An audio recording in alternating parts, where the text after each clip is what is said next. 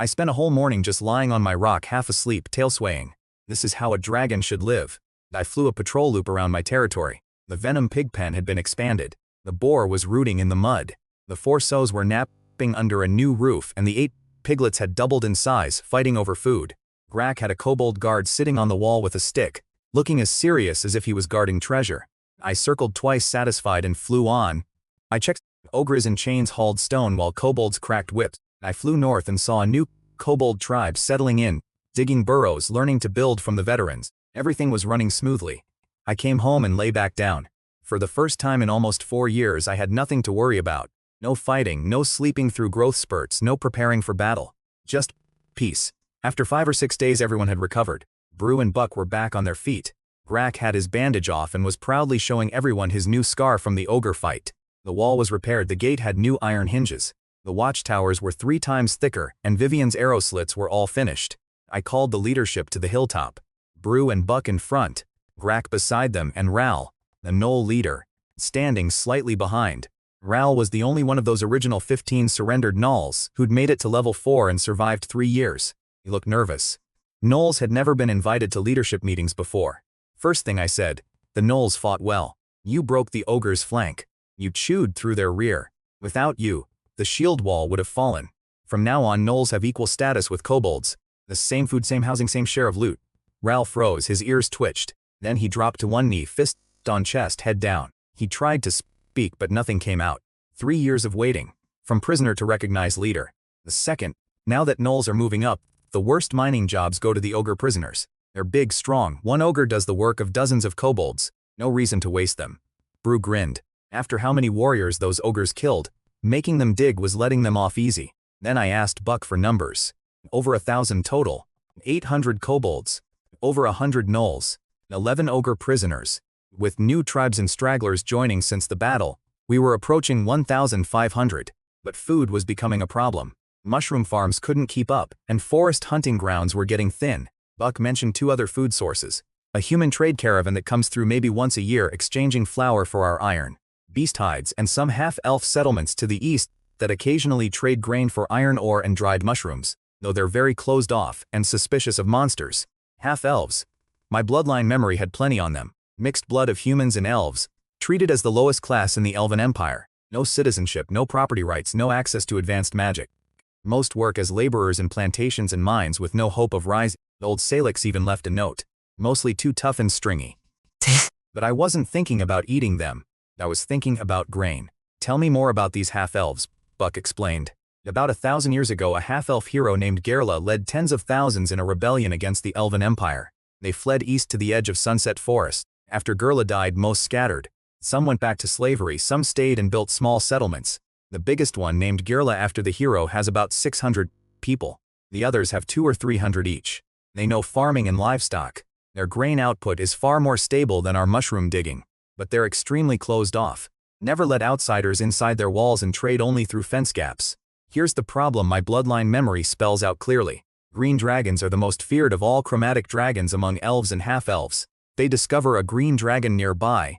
They'll throw everything they have at killing it, because green dragons are famous for eating elves alive. So I can't just fly over and introduce myself. This needs a smarter approach. I'll handle the food problem, I told them. Brew and Buck didn't ask how, my word is enough. That evening I flew east alone and found the settlements from the air. 5 villages along a stream surrounded by neat farmland. Straight furrows crisscrossing irrigation channels. Nothing like our messy mushroom patches. The biggest settlement had log and stone walls, smaller but far more refined than ours. It looked like a miniature human border town. I didn't go down. Just circled twice at a distance. Memorized the layout. And flew home. Some things can't be rushed. Food is a long-term problem that needs a long-term solution. Half-elves aren't ogres. I can't just smash them into submission. I need something cleverer. I have a rough plan forming, but it needs more thought. Meanwhile, down in the Geary settlement, their leader, the level 13 elf ranger named Geary, was having a very bad evening. She'd called all 5 settlement representatives to her table. You all know, she said, a green dragon less than half a day's travel from us. Nen saw it circling over the eastern forest. Silence. Everyone was thinking the same thing. A green dragon discovering 1,000 half-elves nearby is like finding an all-you-can-eat buffet. We can't beat it. One young representative said bluntly. Even if it's just a young dragon is a dragon. Geary is our strongest at level 13, but dragon power doesn't work on a simple level scale. Nobody said fight, the gray-haired elder replied. But where do we run? East is the human principality and they might not even take half-elves. Geary cut off the argument. Tomorrow morning, send a scout toward the Kobold settlement. Find out everything about this dragon. Till we know what we're dealing with. Nobody does anything rash. They filed out in heavy silence. Geary stood alone on her wall looking west toward the forest. It looked the same as always under the moonlight, but she knew nothing was the same anymore. Whether this was an opportunity or a disaster depended entirely on what happened next. A half-elf showed up at my gate. His name was Jimmy, brother of the half-elf leader Geary, a level 13 ranger they call Emerald Shadow Archer. He brought 6 warriors in good leather armor, with iron swords and short bows, the best their settlement could put together. He was level 9, not bad for this area. The 6 behind him were level 3.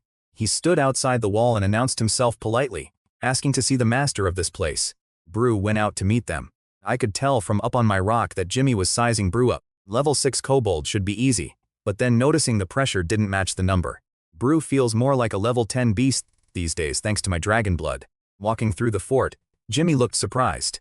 He'd expected a monster nest. What he saw was closer to a military camp. Kobolds with iron picks marching in order, gnolls patrolling in formation, ogres in chains hauling stone. He came up the hill carrying a wooden box carved, polished, clearly expensive.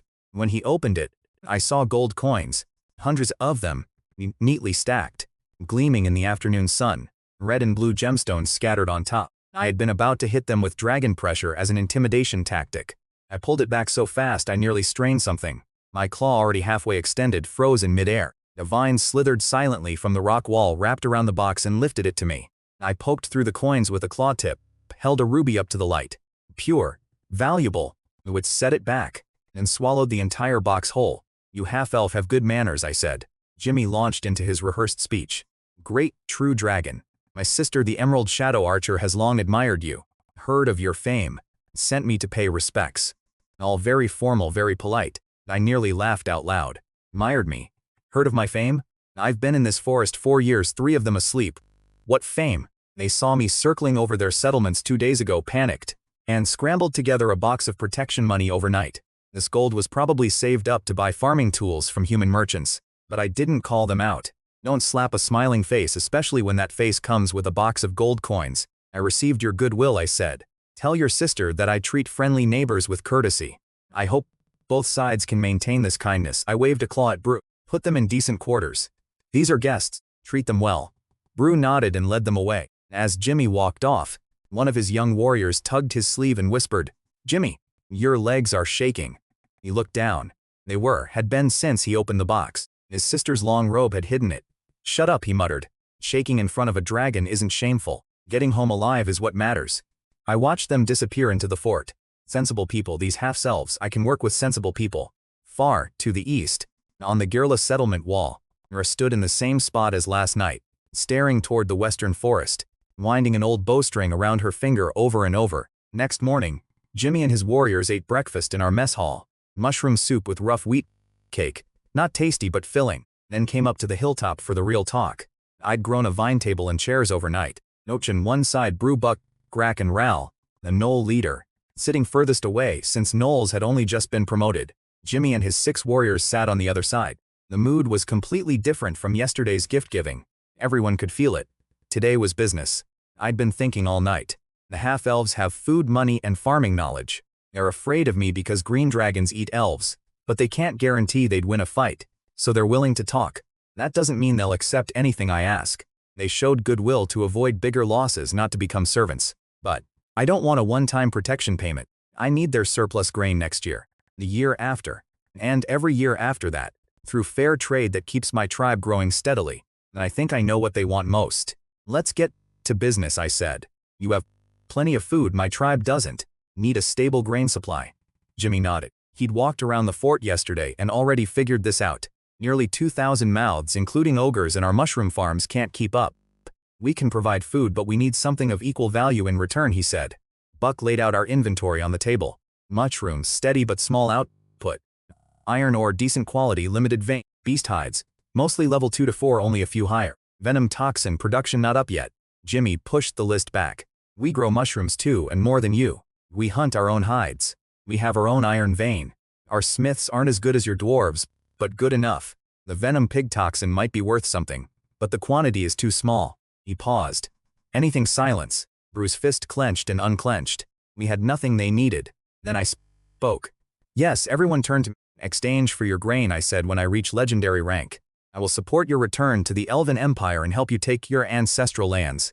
Dead silence. Jimmy's face froze. His mouth opened, but nothing came out. The 6 warriors behind him went to statues. Return to the Elven Empire. Take back the half-elf homeland. Nobody in their settlements had dared say those words in a very long time. Churla, the hero, died 1,000 years ago. The living either can't remember what home looked like or were born in this forest. Geary is the strongest they've produced in a millennium, level 13, and even that's nowhere near enough to challenge an empire. So nobody talks about going back anymore. But I knew exactly what I was offering.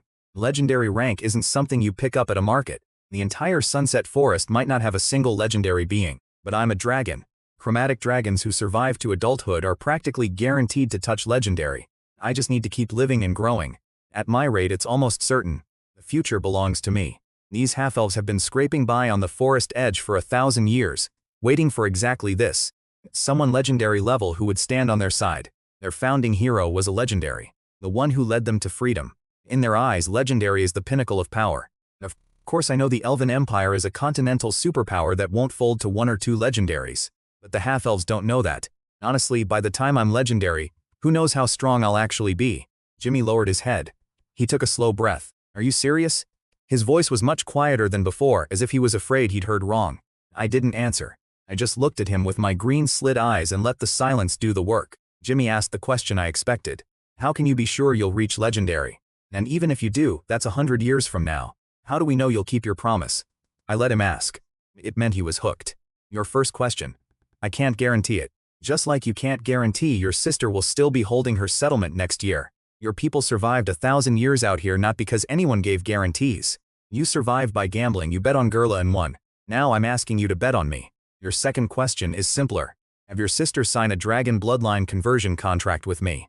After conversion, her life is tied to mine. If I'm alive in 100 years, she'll be alive, too. As a dragon-blooded vassal. Anything I promise to my people, I deliver. That's the one line I don't cross. Jimmy froze. He understood what dragon bloodline conversion means. That dragon blood enhancement, longer life, a huge jump in power, but your soul is permanently bound to the dragon. The dragon dies, the vassal suffers catastrophic damage. The dragon lives, the vassal can never betray. Accepting this would mean handing the entire half-elf community's fate to me. He stood up from his chair. No, absolutely not. You're not asking for grain, you're asking for our people's future. Food we can negotiate. Our freedom we cannot hand over. What freedom, I said. 1,000 years you've been out here. Has any hope of revival appeared? You could keep drifting until some passing powerhouse wipes you out with a stray attack. Or you could bet that after I reach legendary, I'll help you take back what's yours. No. I straightened up and looked down at him. This isn't yours to decide. You're a messenger, not your people's leader. You can't make this call. So why don't I go talk to the person who can? He stared at me, his mouth open, nothing came out. 'Cause he knew I was right. He could argue terms and question details, but the final decision belonged to one person only. I told Brew and Buck to keep treating them well, then spread my wings and took off toward the half-elf settlements. Jimmy watched me shrink to a dot on the eastern horizon, then sank into his chair and buried his face in his hands. It's over, the young warrior beside him whispered. Shut up, but I knew what was going through his mind. He'd said no out loud, but inside he was thinking about Brew, the bold level 6 who radiates pressure like a level 10, all from my dragon blood. Now imagine his sister, level 13 ranger, the Emerald Shadow Archer, descendant of Gurla himself. What would she become with dragon blood conversion? Their people had waited thousands of years for one legendary to lead them to freedom. They got Gurla, who saved some of them but died. Since then, nothing. Their strongest in 1,000 years is Geary at 13. Impressive for this forest. Meaningless against the Elven Empire. They don't dare even dream of going home. So, when I offered legendary level support for their homeland, Jimmy's heart moved whether he wanted it to or not. They're Gearla's descendants. They're supposed to carry the mission of liberating all half-elves, but they're too weak. They never inherited their ancestors' talent. Even Geary's ceiling is probably just master rank. Nothing against an empire. Back on the hilltop, Bruce scratched his head watching me disappear eastward. Isn't there a level 13 ranger over there? He asked. Buck. Buck watched the sky calmly. The master dares go, he has his reasons. We just follow. I flew straight to the half-elf settlement. No point negotiating through a messenger who can't make the final call. When I appeared over their walls, the place erupted. Old people grabbed grain and ran indoors. Children got dragged into cellars. The blacksmith's hammer went silent. Guards on the wall drew bows, but nobody dared shoot. They knew that if they fired and didn't kill me, a dragon never forgets. When I grew up, the revenge would be merciless. I hovered above them. Send your leader out. I want to talk to her directly. Woman on the watchtower set down her bow and stood tall. Deep green ranger armor, old cloak, golden hair tied back with a leather cord. No fear on her face. This was Geary, level 13 ranger, descendant of Gurla. I'm here. Why did you come yourself? Where is my brother? She called up. Smart phrasing. She wanted to ask, what did you do to my brother? But held back. Asking that would show weakness. And if something had happened, asking wouldn't help anyway. Your brother is fine, I said. He's being treated as a guest in my settlement. I came because he can't decide the fate of your people. I need the person who can. Is that you? She. Her chin half an inch and looked me straight in the eye. If you're looking for the strongest among us, that's me. I repeated everything I told Jimmy. The promise. When I reach legendary rank, I'll support them in returning to the Elven Empire and taking back their ancestral lands. Price. Dragon bloodline conversion for leader binding her fate to mine. Every word carried clearly to every half-elf in the settlement. Then it split apart below me. The young man picked up a dropped sword and shouted at the sky. Why should we? This land is our home. We're not going anywhere. Others joined him. But from the other side the elders spoke up. One old half-elf said quietly, your grandfather's last words to me were that he wanted to be buried in the homeland. He wanted to go back to the land that belongs to our people. The middle-aged ones, the third generation, born under elven rule, raised on the road fleeing, said nothing. But they didn't argue either. They'd never seen the homeland, but they'd seen their fathers kneel by campfires and bow toward the west. Two sides formed. Young voices shouting, this is home, and old voices sitting in heavy silence. Geary stood on her tower and looked back at her people. That she didn't stop either side. That she didn't take a position. She just turned back to face me. Beat my wings once to hold my hover and watched. For the first time I truly understood how deep homeland cuts for these people. 1,000 years, most of them have never seen the place. The Elven Empire could crush any legendary's ambitions without breaking a sweat. These half-elves could choose to stay here, live peacefully, and let each generation forget a little more until the old stories fade entirely. The elders chose to gamble. Not because my offer was generous. Because the word return is something they've been waiting to hear for too long. Even if they won't live to see it, they want to bet. Stake the whole tribe on that slim hope. I looked down at the ranger on her tower and waited. She was the one who decided. She didn't make me wait long. Your terms need discussion. We can't answer immediately. Give us half a day. I folded my wings and landed on an old tree outside their wall. Fine, I said. Geary went back inside to discuss my offer. I waited on the tree outside their wall, patient. I could hear the settlement buzzing beneath me. After a while the gate opened and Geary walked out alone. Bow in hand, she stopped 20 paces from my tree and looked up. We finished discussing. I dropped silently from the branches, landed on the grass and lay down so my eyes were level with hers. The result, she didn't step back. 20 paces away, looking straight into my slit pupils. Fight me, you win, the half-elf settlement submit to you. You lose, go back the way you came and we leave each other alone from now on. She paused. If we do sign dragon bloodline conversion, there must be an additional contract witnessed by the metallic dragon god guaranteeing that, after you reach legendary, you will help my people return to our homeland. Will you sign that? I liked her. No games, no stalling, no fear. Just straight talk. Better than most idiots I've dealt with across 3 lifetimes. I found out later what happened inside their council hall. 3 representatives, 3 opinions. The old elder early wanted to gamble. We've waited 1,000 years. When does the next legendary come along? Another 1,000? He suggested demanding a god-witnessed contract to ensure my promise. If I refuse, it proves I'm lying. If I accept, divine punishment chases oathbreakers to the ends of the earth. The young warrior mod refused on principle. Green dragons can't be trusted, and this forest is the only home he's ever known. His father was born here. His grandfather was 3 years old during the escape, and couldn't even remember the homeland's full name. Why risk everything for a place none of them have seen? The middle-aged Robbie saw both sides. The hope is real, but so is the risk. Even if I sign a normal green dragon tops out at half legendary in adulthood, the Elven Empire would swat that aside with 1 legion. They're betting not just on my word but on my talent. Yara had listened to all 3, then laid out her plan. Fight me herself. If she wins or kills me, the threat is gone and they stay here forever. Never mention the homeland again. If she loses badly, they surrender and sign everything.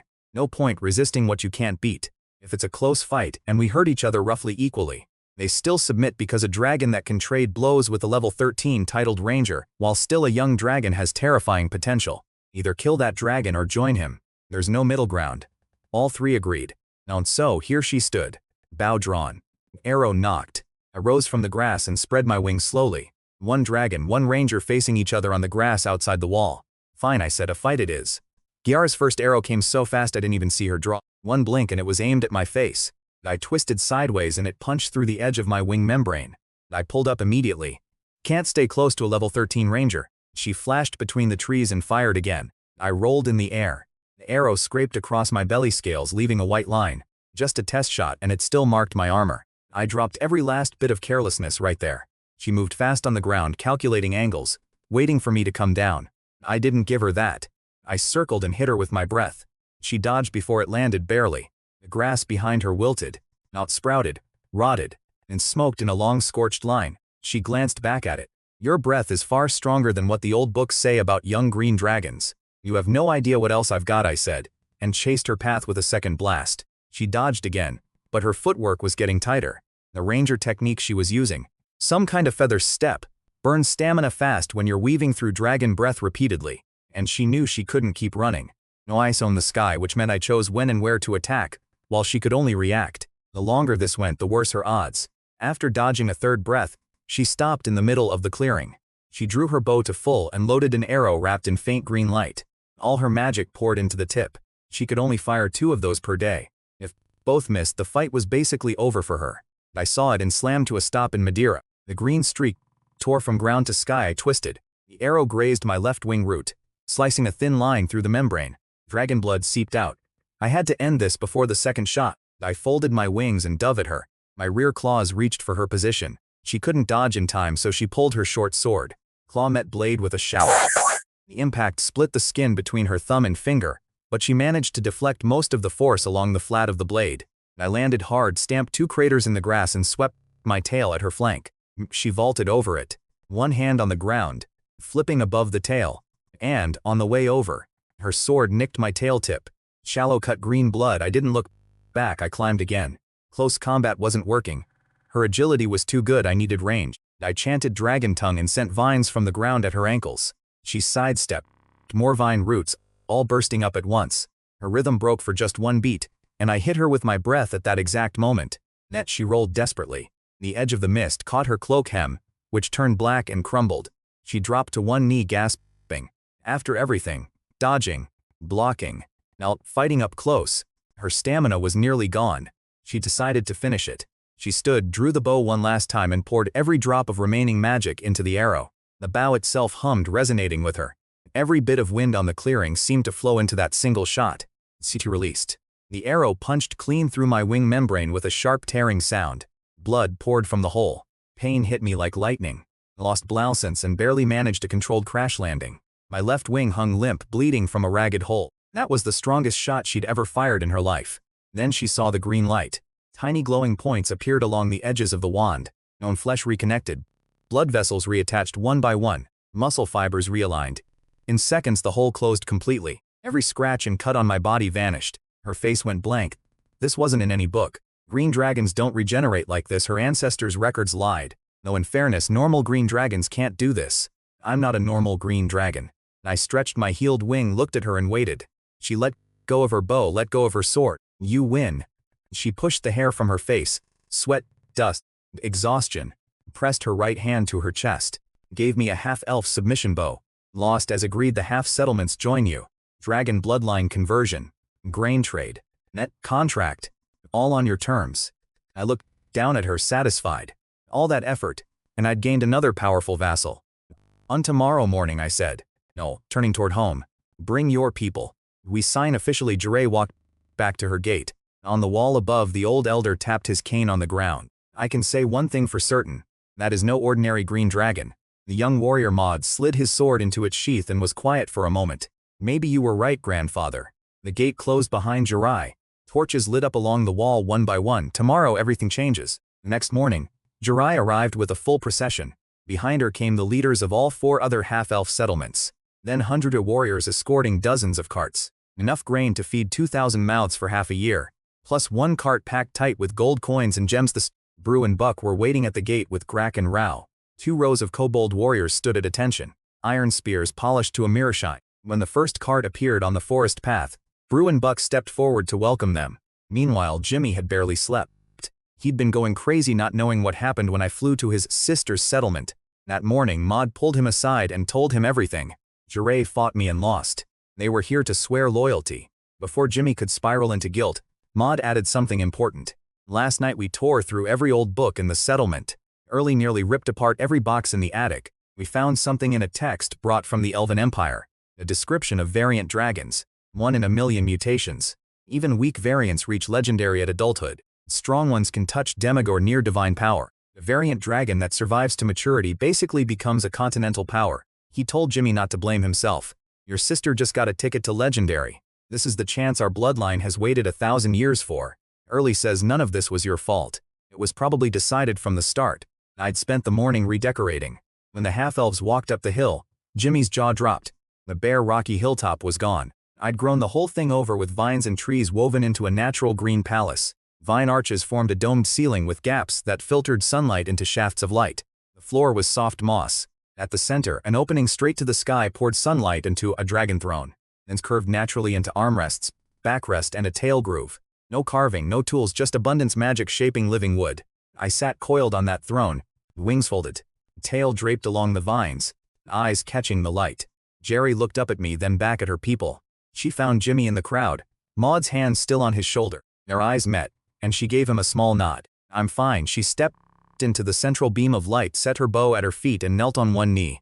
The 4 settlement leaders knelt behind her. 100 warriors pushed their carts to the edge of the dome and knelt in rows. Lord Viridian. I am Geary, descendant of Gerla, representing 5 half-elf settlements of Sunset Forest. From this day, we place the fate of all our people in your claws. Your enemies are our enemies. Your will is our direction. She held up a rolled sheepskin, the full inventory of everything they brought. Rue passed it up to me. Then came the conversion. I pricked my chest and let a single drop of green dragon blood form on my claw tip. Your dragon bloodline conversion, I said. Geary walked to the base of my throne and opened her mouth. The blood fell in. The reaction was immediate. She went rigid, nearly buckled. Heat exploded from her throat to her chest, then outward to every limb. Her shoulder blades cracked and shifted. Something pushing from inside the bone. Then a pair of green dragon wings burst from her back. Pupils stretched into vertical slits, color shifting from pale blue to light green. The whole thing took about 10 seconds. When she stood again, she looked at her hands, new scales glinting on the backs. She rolled her shoulders and her wings spread out, wingtips tracing an arc through the sunbeam. How does it feel? I asked. She tested her body for a moment, then looked up at me with a slight smile. I could fight 2 or 3 of my old self at once.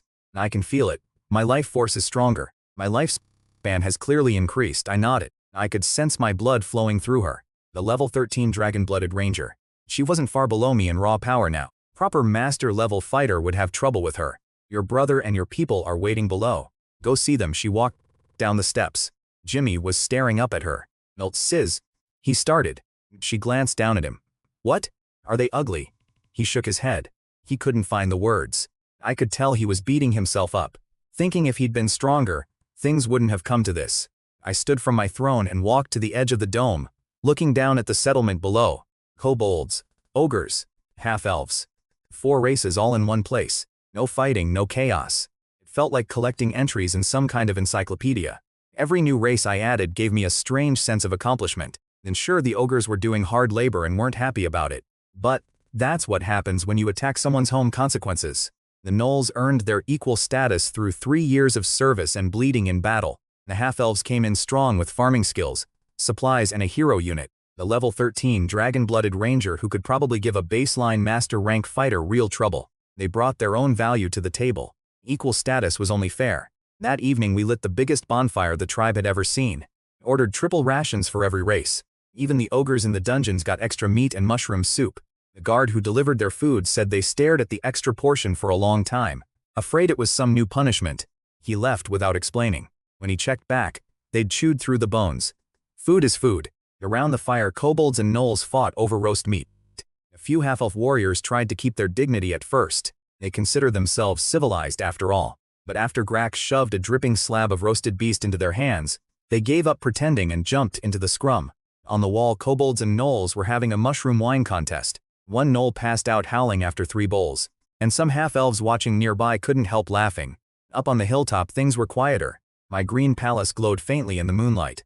The half-elves had brought proper wooden furniture, smooth, well-crafted, in a different world from kobold carpentry. Table held fruit wine, mushroom wine, roast beast, wild berries, and honey pine cakes that only half-elves know how to make. Geary sat at my right, wings folded behind her. Brew across from her with a whole roast leg. Buck beside Brew, Grack and Ral also at the table. The conversation drifted from pleasantries into planning. Brew spoke first, tossing a clean bone on the table. Kobolds handle mining iron, stone, mushrooms. All resource extraction is ours. The master's personal guard stays Kobold. Buck and I have been with him longest. That position is ours as long as he trusts us. Gnolls sip of fruit wine. Gnolls handle external combat. We tore open the ogre's flank last time. Going forward, kobolds hold the shield wall up front. Gnolls do flanking and pursuit. Daily patrols and hunting are ours, too. We know the outer forest best. Grack tapped her cup rim. Half-elves provide ranged combat and logistics. Our archers give fire support on the front line. Experienced rangers can train your scouts. Stable food production is our biggest strength. Existing farmland output is reliable and we can expand fields as the tribe grows. All supply and grain logistics we handle. Grack counted on his fingers and summed it up. Kobolds dig. No, gnolls fight. Half-elves farm and shoot. Ogres do hard labor. Bruce snorted. What else can ogres do? When they behave, we'll talk. Gnolls went through the same thing. Ral glanced at Brew but said nothing. Just drank more wine. Brew was blunt but right. Besides the kobolds and half-elves who joined with assets, the gnolls were the success story. They were conquered, served 3 years of hard duty, bled in battle, and earned their place. Using them as an example for the ogres made sense. Halfway through the feast, I stepped down from my throne and walked to Ral. He set his cup down and stood immediately. You've earned your dragon blood, I said. A green drop formed on my claw. Ral didn't hesitate. He knelt and opened his mouth. He'd been waiting for this. The kobold leader was my vassal. The half-elf leader was my vassal. The gnoll leader had to be one too. That's the structure. Every racial leader bound to me personally. That's how you keep a multi-race tribe stable. The conversion hit Ral hard but fast. Gnoll blood fuses with dragon blood quickly. Green scales pushed through his fur. He grunted a few times, then stood up a full size bigger than before, shoulder height nearly reaching Brew's chin. A small cluster of green scales grew beside his single ear. His pupils turned to slits. Level 6 dragon-blooded gnoll. He looked at his claws, clenched and unclenched, then knelt again with his fist on his chest. Master, I nodded and returned to my throne. 3 racial leaders, all my vassals now. Geary, level 13 dragon-blooded ranger. Brew, level 6 dragon-blooded warrior. Buck, level 5 dragon-blooded sorcerer. Ral, level 6 dragon-blooded gnoll. Plus Vivian far away in the human principality. My contract network covers 4 races. Below, the party was still going strong. Half-elf archer, 3 bowls deep in mushroom wine, was trying to teach gnolls a half-elf folk song. The gnolls' voices dragged every note sideways. Geary was deep in discussion with Buck about something. Brew had grabbed another beast leg. Ral finally finished his fruit wine. Brack was explaining Venom Pigpen expansion plans with hand gestures. My vassals were fed, happy and settled. This phase of expansion has reached its limit. What comes next is rest, internal development and my own growth. As long as I make it safely through the next stage and reach adolescent dragon, my power will jump naturally. When that day comes, that's when Viridian truly enters the world. 3 days after the feast, I called everyone in and gave out assignments before my next sleep. Geary would return to the Gearla settlement with most of her people. Keep farming, keep training, keep producing grain. She'd leave a few dozen elite archers stationed at the main fort as a quick reaction force. She didn't need to stay here full-time. I contact her through our contract when needed. Brew and Ral would each take their forces outward. Brew heads east with 300 kobold warriors and miners to claim new mine shafts, deeper ones with better ore than our surface deposits. Buck went with him to reinforce collapsing tunnels with magic and map the interior. Oak the gnolls west to expand hunting grounds. A herd of ironhide badgers gave them 10 days of trouble before Ral's flanking tactics cleared them out. He marked the new territory with gnoll scent markers and told it is. This forest is ours now. Grax stays at headquarters. Walls. Mines. Most importantly, my venom pigs. He swore he'd deliver results or die trying. I told him that wasn't necessary. He's an old hand in this tribe. The ogres keep hauling stone. Funny thing, ever since the feast when they got their first full meal, some of them started humming while they work. Turns out, when you feed creatures regularly and don't threaten to kill them every day, they start to settle in. A few of them seem genuinely content. Work, eat, sleep. No risk of death. Better than starving in the deep forest. One night before my sleep, I reached out through VA contract to Vivian. The connection stretched across the entire Sunset Forest and the Gia Principality border, landing in the mind of a 17-year-old girl. I tugged the thread. After a moment, she answered, "Master, it's been a while." Her report was good. She'd turned 2-3 of the Baroness vassals to her side. After, she revealed the truth about the old guard captain's murder. Half the Knight families flipped immediately. The 6 Knights' testimony was the key. Their families presented Marcus's secret orders from the Countess at the Noble Council. They'd found the original document in Marcus's belongings. The stepmother had retreated to the Baron's castle with a mercenary company. No master-level fighters among them. Just a matter of time. One complication: the Northern Barons sent a mediation envoy, really just trying to grab territory during the chaos. Vivian made them wait 3 days, before telling them the Sun Baroness' internal affairs don't require outside interference, then showed them the door. Bold move. Whether the Northern Baron retaliates, she wasn't sure. "Can you handle it?" I asked. "I can. Not who I used to be," she said with a laugh. I told her about the half-elves joining the tribe. They'd serve as the diplomatic face when she formalizes the alliance between the Sun Barony and the Abundance tribe. Kobolds and gnolls at the negotiating table might not go over well in human society. "Keep my dragon blood safe," I reminded her. "It could save your life, sir. Now if you'll excuse me, I have another miserable meeting with my vassals." The dreams. The connection cut. Everything was moving forward on every front. Gnolls developing the rear, Brew and Ral expand territory, Vivian winning her civil war. Every thread advancing steadily. Having competent people under me, that's the real luxury. 2 months later, I felt the sleep coming. I sent word to all 3 racial leaders. "Threats appear while I'm out, handle them together. If you can't win, retreat and wait for me to wake up." Then I sealed myself inside the Green Palace with vines and trees. The hall was packed with everything the tribe had stockpiled. Gold coins, black oil, beast cores, magic gemstones, precious metals. For a dragon, these are the best growth fuel there is. Last time I only had 2 barrels of black oil. This time the preparation was far more complete. I drank the oil, chewed through gemstones, swallowed gold coins that hissed and dissolved in my stomach acid, all broken down into pure energy. My abundance power wove together with my dragon blood, locking every particle of energy inside, wasting nothing. My consciousness sank into darkness. That darkness, my body began changing. Scales thickening layer by layer.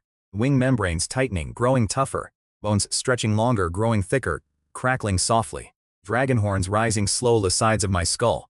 When these vines open again, what steps out will be a dragon with a real place in this world. Outside, the Abundance tribe keeps running. Everything moving the way I planned. But when I open my eyes next time, things may have grown far beyond what I imagined. Brew took his 800 kobold sword and shield fighters, plus 100 half-elf longbowmen, and pushed east along the mine veins. The goal was simple. Those deep iron mines are several times better than what we had at headquarters. But smaller kobold tribes squatted on every entrance. The first tribe, under 200 level 4 chief, took one look at Brew's iron-equipped army and surrendered on the spot. The second had a level 5 chief with some backbone. Brew split him 2 with one axe swing. Everyone else fell in line. Within a month, Brew's kobold numbers swelled from 800 to 1,500, but only the original 800 plus the half-elf archers were real fighters. The 700 new additions were converted prisoners armed with sharpened sticks and scrap metal. Buck's rule for them was clear. Want to become a real soldier? Earn it with blood. Kill enemies. Survive battles. Then you can stand in the shield line. Until then, you're cannon fodder. Fill pits. Draw enemy fire. Brew had hit level 7 by now. Buck reached level 6. The dragon blood I'd given them was still working. Fleeing kobolds carried news eastward, and the remaining small tribes panicked. They couldn't beat Brew alone. So they banded together under a powerful kobold named Wall, a red-scaled kobold who'd awakened red dragon bloodline. 8 years old, already level 8. He could breathe fire and enchant his claws with flame, Nonium Prigi by kobold standards. Wall operated out of an abandoned dwarven mine with stone walls. He sat on a chair made from a mining cart, studded with raw rubies, and looked down at the 6 small chiefs with nothing but contempt. "You got chased out of your homes by some green dragon's bootlicker with a few rusty knives and you come begging me." He didn't hide his disdain. Nobody dared speak. Wall was the kind of leader who might tear your throat out because your eyes flickered when you answered. Red dragon blood gave him power and red dragon temper and arrogance to match. Prove the point. A servant in the corner fumbled a water basin. It clinked against the stone floor. Without a word, Wall backhanded him with a fire-wreathed claw, slashing his throat open. The servant dropped dead on the spot. The chiefs went wider than the walls. Wall sat back down like he'd swatted a fly. "My rules are simple. Disobey and burn. Don't call me alliance leader. Ugly title. From today call me the Flame King. King of all kobolds. They one and all. What choice did they have? They'd fled Broo only to land in a worse place. Wall now commanded about 2,000, his own 1,000 plus the 6 tribes. He declared he'd crush Broo and then deal with that pathetic young green dragon. Completely overconfident. A level 8 red-scaled kobold thinking he could challenge a dragon. Dead man walking. He just didn't know it yet. Broo's spy was embedded in the supply train and saw everything. The murdered servant, the self-coronation, the whole show. He reported it all back that night. Broo heard king of all kobolds and laughed. No, red-scaled kobold calling himself king? That's a joke. Buck was already studying the map. He can't hold his allies together.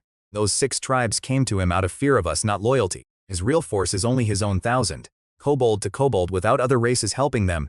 Their weapons can't match ours. The advantage is ours. They planned it out fast. Send the 700 auxiliaries first to probe Wall's strength. Not survives get promoted to real soldier. Then the main force hits. Broo stepped out of the tent. 800 iron-armed kobolds stood in formation, blades catching moonlight. The 100 half-elf longbowmen at the rear checked their bowstrings and nodded. Move out, Broo said. 1,600 marched east. The battle for the Eastern Territory was about to begin. 1,600 lined up. 800 iron sword and shield kobolds in formation. 100 half-elf longbowmen behind them. 700 auxiliaries on the flanks. Not a textbook formation, but organized enough to terrify any kobold who'd never seen one. Wall's sentry nearly fell off his tower running to report. Wall was gnawing roasted meat in his hall. He threw it on the floor. 1,600 dares attack my 2,000 arrogant. He stormed outside, claws already flickering with flame, and pointed at his allied chiefs. Get everyone out. He wants a fight. I'll give him one. 2,000 and 1,000 sacred advantage is mine. The day that Green Dragon's lapdog learns what a real kobold king looks like. His gates opened and 2,000 kobolds poured out. Impressive numbers on paper, but look closer. Weapons were a mess. Stone clubs, sharpened scrap metal. Even Wall's own troops weren't much better equipped. The 6 allied tribes didn't coordinate at all. Each group doing its own thing. A mob, not an army. Wall looked down at the chaos and nodded happily. In his mind, more bodies meant more power. He'd never encountered real military organization. Broo stood at the front of his formation, axe planted in the ground, and studied the enemy. He glanced at Buck. Buck was barely holding back a smile. They call that an army, Buck said. Rebel. Send the auxiliaries first. Test them. 700 auxiliaries marched forward. Sharpened sticks, broken knives, 0 armor. Buck's deal was clear before they left. Charge forward and survive, you become a real soldier. Run backward, you die on the spot. Many of them were shaking, but nobody ran. The math was simple. Backward is certain death, forward is maybe life. Wall sneered from his gate. That's it, beggars. He pointed at 3 allied chiefs. Take your people and wipe out this trash. Use and don't bother coming back. The 3 chiefs had no choice. Refuse and die now, lose and die later. They led their fighters out. 1,400 kobolds crashed together in the open field. No tactics, just chaos. Pure amateur fighting on sides. The auxiliaries were poorly equipped, but desperate.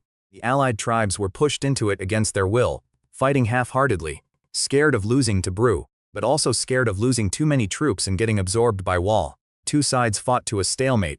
Broo watched and calculated. If his expendable auxiliaries could match 3 or 4 allied tribes evenly, then the only real threat was Wall's own 1,000. Signaled retreat. The auxiliaries scrambled back from both flanks. 700 went out. About 300 came back, half of them wounded. But the survivors' eyes weren't filled with fear, they were excited. They'd earned their promotion into a tribe that serves a real dragon. For kobolds, that's the highest honor imaginable. Form up. Shields forward. Archers, follow close. 800 iron-equipped kobolds advanced in lockstep. 100 half-elf longbowmen followed with bowstrings at half-draw. Arrow tips angled toward the enemy. Wall saw the formation coming and his red-slit eyes lit up with excitement. He wasn't afraid. He'd been waiting for this. His own 1,000 were still in reserve. That was his real strength. He leaped from the gate, landed at the front of his forces. Everyone charge. Tear these green-skinned dogs apart. Over 1,000 kobolds surged forward and hit the shield wall. The front row of Broo's fighters simply raised their iron blades and chopped down. The first wave of charging kobolds fell in rows. Those behind tripped over the fallen and got trampled by those still pushing from the back. Half-elf arrows sailed over the shield line, picking off the bravest fighters and leaders at the front. Every bowstring twang dropped another charging kobold. The allied chiefs saw things falling apart and immediately started pulling their people back. They'd never been loyal to Wall. They were just scared, no point dying for him. When they retreated, gaps opened everywhere, and Broo's shield wall tore right through. 800 iron-armed kobolds rolled forward like a moving wall. grinding over fighters who'd been screaming Flame King moments earlier. Wall saw it all. It has allies running, his vanguard collapsing, his 2000 becoming a joke. But red dragon blood doesn't allow retreat. Pride and rage burned away whatever sense he had left. His eyes went solid red. He dropped to all fours like a real beast and charged straight at Bru. Every step scorched a smoking print into the ground. Fire poured from his mouth, wrapping his claws and arms. "Bru, are you?" he roared. "Die." Bru stood at the front of his formation, raised his iron axe high, and instant Wall entered striking range. This brought it down. Bru's axe came down and Wall caught it with fire-coated claws. Sparks exploded. They locked together, faces inches apart, pushing against each other. Wall sneered through the flames leaking from his mouth. "Green Dragon's lapdog. That all the strength you've got?"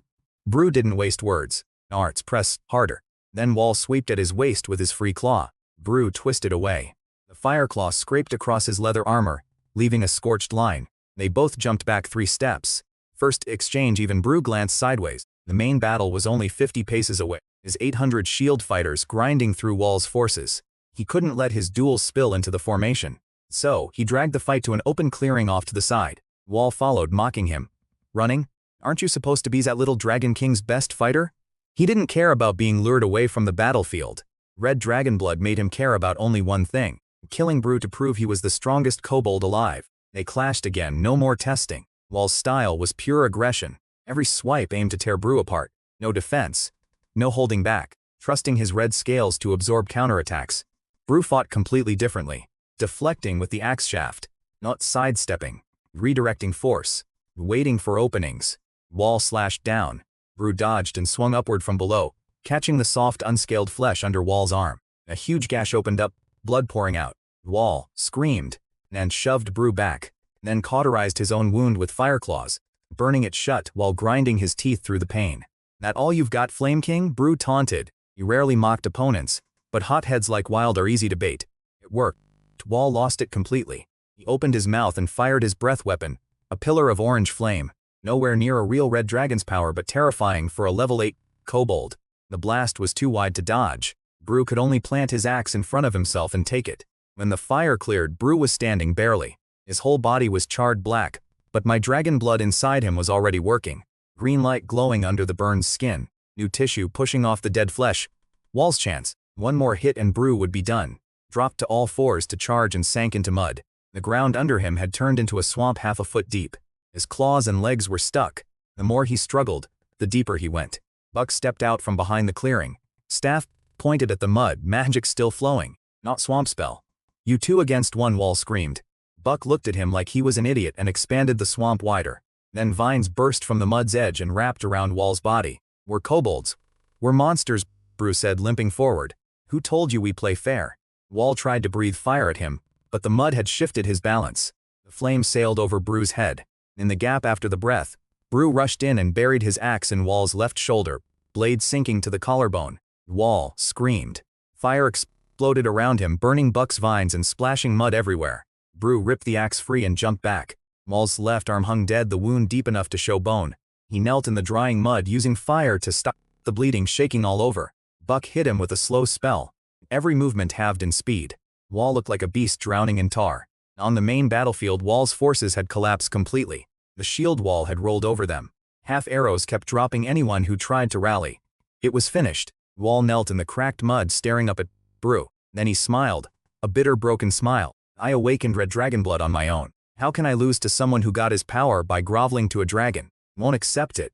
I refuse." Bru looked down at him. Before the final blow, he said one thing: "Because my master is different. He's destined to be the strongest dragon this world has ever seen." The axe fell. Wall hit the ground and didn't move again.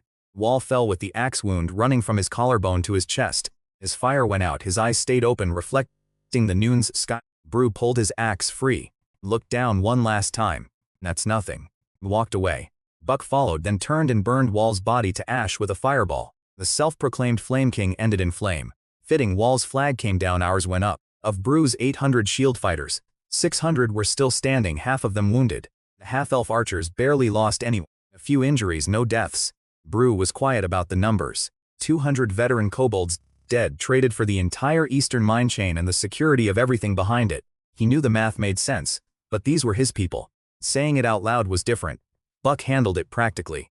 300 surviving auxiliaries would be promoted to real shield fighters and re-equipped from battlefield salvage. Whatever weapons they couldn't scavenge, the dwarves back at base would forge on rush orders. Total shield force back to 900. The pursuit teams came back dragging 4 allied chiefs on ropes, all caught trying to flee before they cleared the battlefield. They knelt in the dirt alongside their officers, a few dozen in total. Behind them, over 1,000 regular prisoners from Wall's remnants and the surrendered tribes. Brew walked up to the kneeling chiefs. One tried flattery, squeezing out an ugly grin. "Lord Bruno, King of Kobolds, from today you are our new king. We'll follow you just as we followed the Flame King." Brew's hand went to his axe. The smile froze on that chief's face. "What did you just call me? King of Kobolds?" The voice shrank to nothing. Brew took the axe off his shoulder and pointed it at him. "My master, the Dragon of Abundance, hasn't claimed the title of king. He is a true dragon and he hasn't called himself king. I'm his servant. What right do I have to accept that title?" He stared the chief down, eyes burning. "You think I'm wild? That idiot couldn't even touch master rank and he dared call himself king. A frog at the bottom of a well, thinking the sky was the size of his hole." The chief collapsed, terrified. "Wrong compliment, wrong audience. I'll say this once. Anyone mentions that title again, this axe doesn't care who you are." "Understood," Furheads nodded frantically. Everyone behind them copied. Brew didn't kill them. He picked 4 useful ones around level 5 with clean hands and folded them into the tribe. The rest of the Kobold officers got shipped to Rouse's western expansion. The gnolls needed manpower, and high-level kobolds were better used as frontline support than sitting around eating supplies. The 1,000-plus regular prisoners became auxiliaries under the same rule as before. Earn your place with blood or stay cannon fodder. By evening everything was counted and sorted. 900 shield fighters stood in formation below the stone walls. The 300 new ones standing especially straight. All 7 mine sites were under our control. Auxiliary crews were already clearing and reinforcing the tunnels. This entire region now belonged to Abundance. Buck sent a runner back to headquarters with 2 orders. Rush forge a batch of iron weapons from the dwarves and have Grack send farming tools and grain. Open ground near the mines could be worked by prisoners who'd otherwise just eat without contributing. Bruce stood on the mine wall looking west. He could trace the hole or vein from where he stood all the way back to headquarters on the horizon. A month ago he'd left with 800. Now he stood at the far end of the entire Eastern Territory. He thought about what he'd told me before he left. He'd done it and he realized something about Wall. That red-scaled kobold never understood what a true dragon really was or why dragons are the natural masters of kobolds. Wall had awakened a trace of ancestral red dragon blood and thought it made him invincible. He never grasped what real power looked like. "What are you thinking about?" Buck appeared beside him. Bruce shook his head. "Nothing." "Did the runner leave?" "Left already. Weapons won't arrive for at least 2 weeks. Until then mine defense stays tight. Hal's dead, but we don't know if there are other hostile forces nearby. Tomorrow we start sweeping 50 miles around every mine. Nothing stays armed unless it flies our flag." Buck nodded. Eastern campaign was over. She had her stepmother cornered. The woman had retreated into Sun City, the biggest city in the barony, with 2,000 mercenaries and city garrison troops waiting for reinforcements from the northern baron. But those reinforcements were at least 2 months away, and Vivian had no intention of giving her that long. Vivian had won over 2/3 of the barony's vassals. She had legal inheritance seat, military superiority and momentum. The city was surrounded. She'd picked up some useful people along the way. Young knight named Lane, 21 years old, from a family that had served the Sulan house for centuries. The stepmother had kicked him to a border outpost 3 years ago to get rid of him. The moment he heard the real heir was back, he packed up and knelt before Vivian. She told him straight, "After we win, your family gets elevated to hereditary baron with land." He stayed completely loyal. That she paid too well. There was also Rod, a level 9 family knight, another one the stepmother had pushed aside.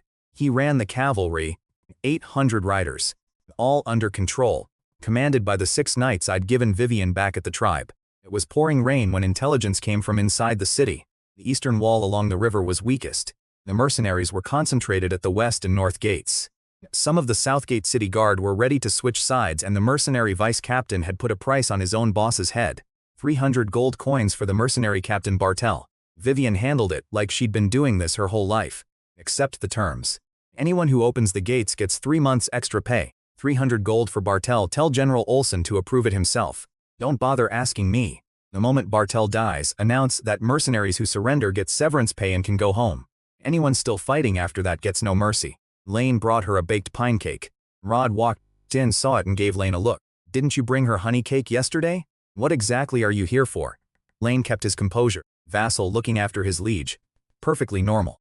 Vivian broke the cake in half, gave one piece to Rod, ate the other herself. Then she asked about the cavalry. 800 riders. Fully assembled. All 6 of my contracted knights commanding a squad each. She walked to the tent entrance and stared at Sun City through the rain. That city held a lot of memories. The stepmother announcing the arranged marriage from the council hall steps, smiling.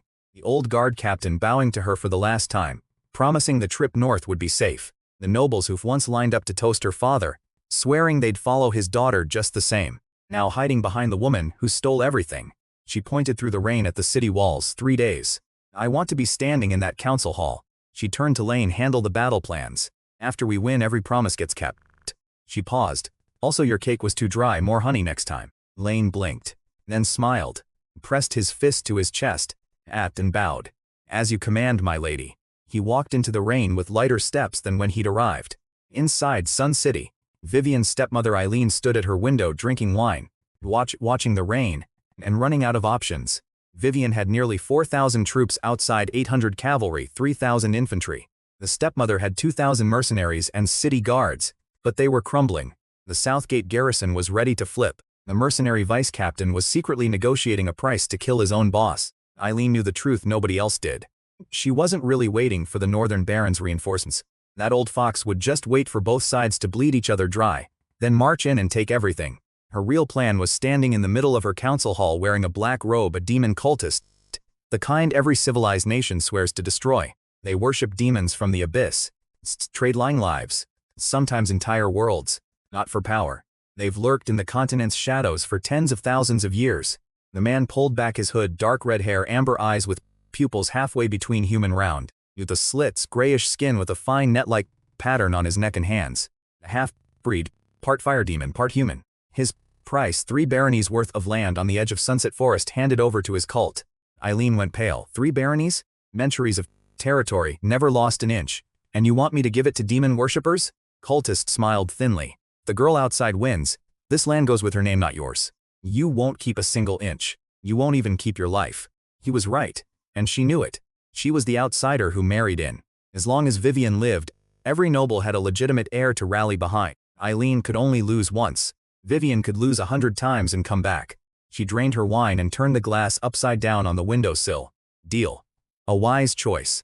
Within 3 days you will see our Lord's gift. The army outside will scatter in terror. He left behind a faint smell of sulfur. After he was gone, a man stepped from the shadows. Bore early 30s, level 11 elite knight. Handsome, with a sword at his hip. Its handle carved with a rose Eileen had given him 3 years ago. No, he was her lover. He'd watched the woman he loved marry the old baron years ago, waited. When the baron finally died, came back to her side. You heard everything? Eileen said without turning. What's the price? Onward. Free baronies, you're generous. It's not mine to keep. If it can buy my life, why hold on to it? Boar put his hand over hers on the windowsill. Can we trust that thing? Trust or not, do I have another choice? They stood together watching the rain. Everything depended on what happened next. Win, and they had a future. Lose, and none of it mattered. What Eileen didn't understand, what none of them understood yet, was that the piece of Sunset Forest she'd just sold to demon cultists sat right next to my territory. She'd just invited the worst kind of trouble to my doorstep. Vivian's attack went perfectly at first. The moment the rain stopped, she gave the order. 3,000 infantry pushed toward the walls from multiple sides. Before the siege ladders even settled, the south gate swung open from inside. City guards switching sides, waving Vivian's troops in before they'd even taken off their garrison uniforms. Vivian raised her hand. Lane blew the cavalry horn. 800 riders charged down the southern slope, mud flying under hooves. Rod led the front. Lance pointed at the stepmother's banner above the gate. Tear it down, everyone, straight to the baron's mansion. On the west wall, the mercenary captain Bartel was commanding his men when his own vice-captain walked up behind him, drove a knife through the back of his neck. The blade came out through his throat. Bartel turned to stare at the man he trusted for over 10 years, but his vocal cords were destroyed. He slumped over the wall and died without a word. The vice-captain wiped the knife clean, pulled out a pre-prepared flag with the Sun family crest, and raised it high. Bartel's dead. Drop your weapons. Niltserberg gets triple pay. Anyone still fighting dies. The mercenaries looked at each other and started throwing down their weapons one by one. They were hired swords. They follow the money. Cavalry rolled through the main streets on a post. At every corner, nobles who'd been bowing to the stepmother weeks ago were now holding Sun family flags and cheering for Vivian, the rightful heir. We always waited for you. Vivian wanted to vomit, behind her visor but nodded politely at the loudest one. "Thank you for your loyalty. I'll summon you after the battle." The man bowed so deep his forehead almost hit his knees. He didn't catch the edge in her voice when she said, "Summon." None of these people could be trusted, but settling scores could wait. Right now she needed them quiet. The real accounting comes later, and she could afford to be patient. Cavalry turned the last corner. The Baron's mansion stood ahead, and there the stepmother had her last 200 personal guards, elite troops in full steel plate with the Burt family crest on their shields. 3 years of resources poured into this core force. They stood behind the mansion silent and unafraid. Nell stood on the tower in a dark red robe, makeup perfect, golden hair pinned up. Behind her stood Bor, her level 11 knight and lover, hand on his rose-carved sword. Vivian stopped in front of the mansion, flipped up her visor and looked up. Eileen looked down with a faint smile. "My dear daughter, you've grown since I last saw you crying on your knees, begging me not to send you to the Northern Baron. Do you think you've already won?" Lane rode forward and pointed his sword at the wall. "Eileen Burt, you harmed the rightful heir, seized power illegally, murdered loyal servants, conspired with foreign powers. Your charges are ready. Open the gates and the Baroness may spare your life." Resist, and Eileen didn't even glance at him. She kept her eyes locked on Vivian and smiled. Kind of smile someone makes when they've been holding something back for a long time. "Let me teach you one more lesson, dear daughter. Never assume you've won." She raised her right hand and made a small gesture toward the shadows of the surrounding alleys. More than a dozen black-robed figures emerged silently from different street corners. Hoods pulled low. A thick sulfur smell rolled through the air. Norset nervously. Soldiers shifted uneasily. These were demon cultists, worshippers of abyssal demons, banned by every civilized nation, hunted by every king since the beginning of recorded history. Eileen had made a deal with them. 3 baronies worth of land near Sunset Forest, in exchange for their help destroying Vivian's army. All at once, the robed figures drove their own fingers through their chests. Through cloth, through skin, through bone. Their bodies began glowing like exposed magma. They chanted in demon tongue. Every syllable making the air feel wrong, making ears ache, making the world itself seem to reject what was happening. The sound hit Vivian's brain like a hammer, but the tiny green mark on her forehead, my contract seal, pulsed with faint light and shielded her consciousness. Above the mansion, a blinding magic circle appeared in the sky. The air tore open. A blast of scorching heat poured from the rift, evaporating every raindrop, making the stone streets burn. The sulfur became overwhelming. The circle began to spin. Even the stepmother's elite guard stirred for the first time. Every living thing present felt a deep instinctive revulsion. The world itself rejecting what was coming through the... One cultist threw back his hood, arms spread wide toward the sky, screaming with fanatic joy, "My lord, show your power.